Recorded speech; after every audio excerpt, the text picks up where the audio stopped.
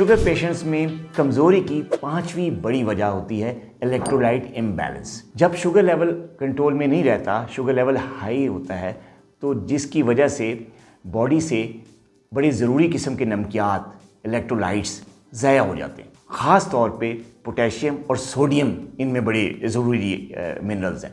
जब sugar level control नहीं रहता तो पोटेशियम भी निकल जाता है बॉडी से और सोडियम भी निकल जाता है, और इन दोनों जो इलेक्ट्रोलाइट्स हैं, इन दोनों मादनियात की कमी की वजह से जो पट्ठे हैं वो वीक हो जाते हैं। क्योंकि मसल का जो कॉन्ट्रैक्शन है और रिलैक्सेशन है, जो पट्ठों का जो काम होता है, वो अक्सर जो है वो पोटेशियम और सोडियम की वजह से होता है, और मसल की जो ताकत है उनमें इन मिनरल्स का बहुत बड़ा रोल है।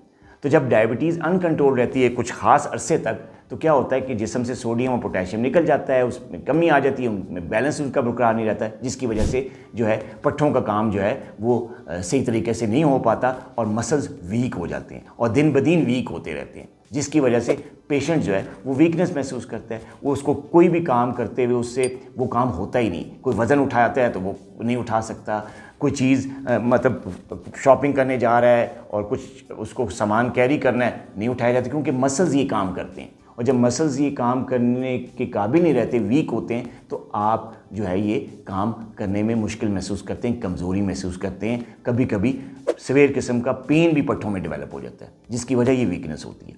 तो अगर आप डायबिटिक हैं और आपका शुगर लेवल कंट्रोल नहीं है, तो आपकी वीकनेस की बड़ी वजह यह है कि आपके जो इलेक्ट्रोलाइट्स हैं, ख़ास तौर पे आपकी बॉडी में जो पोटेशियम या सोडियम है, उसका बैलेंस ठीक नहीं है।